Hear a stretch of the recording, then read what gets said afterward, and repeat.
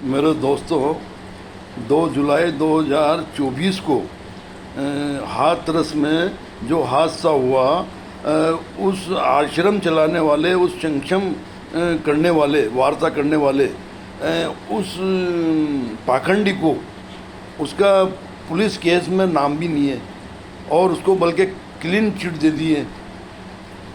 तो मेरे दोस्तों, समझना चाहिए आपको कि ये आश्रम चलाने वाले लोग, जितने भी देश में आश्रम चल रहे हैं, छोटे बड़े सब, ये राजनेताओं के संरक्षक से आश्रम चल रहे हैं। मेरे दोस्तों, आशा राम, राम रहीम आज भी जेल में है।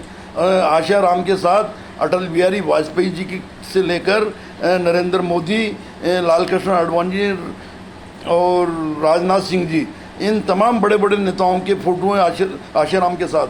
और यही हाल राम रहीम का भी है।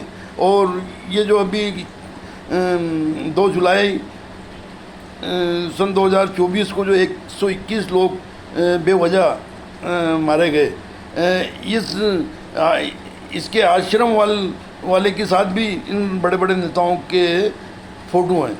तो संरक्षक मिला हुआ है इनको, क्योंकि राजनीतिक चुनाव समय में ये आश्रम चलाने वाले गुरु अपने भक्तों से कहते हैं कि आप फला नेता को वोट देना, उसकी पार्टी को जिताना, उसे तमाम, क्योंकि लाखों की तादाद में इनके लोग होते हैं और ये गुरु का कहना करके इन नेताओं को वोट देते हैं, इनकी पार्टी को वोट देते हैं। इसलिए ये बड़े बड़े नेता इन आश्रमों का संरक्षक बनकर चलते हैं। अभी सन 2024 को 2 जुलाई को जो हादसा हुआ, उस सैंक्शन करने वाले प्रमुख के ऊपर उसके केस में नाम भी नहीं है, उसे क्लीन चिट दे दी है, उसके खिलाफ कोई कार्रवाई नहीं हुई और 121 आदमी बेवजह मारे गए। तो मेरे दोस्तों, आप मेहनतकश लोगों, मजदूरों, SC ST, दलित, पिछड़ा, ये तमाम लोग देखकर, हालात देखकर और इनके कारनामे देखकर इन्हें भगवान मत कहिए, भगवान मत मानिए।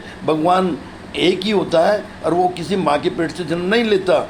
भगवान कहो, ईश्वर कहो, अल्लाह कहो, ये नाम अलग अलग हैं मगर एक ही रब्बुल आलमीन है, जो सबका रब है, जो संसार चला रहा है।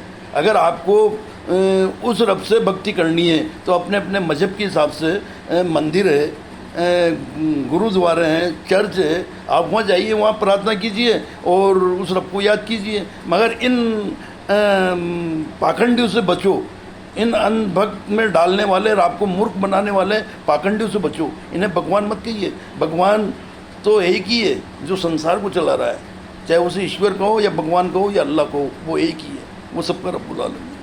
ये समझना पड़ेगा मेरे दोस्तों। और वरना अगर आप नहीं समझे और इसी तरीके से इन पाखंडियों के बनाने से मूर्ख बनते रहोगे तो आने वाले दौर के अंदर फिर दोबारा देश की जनता गुलाम हो जाएगी मेरे दोस्तों। धन्यवाद।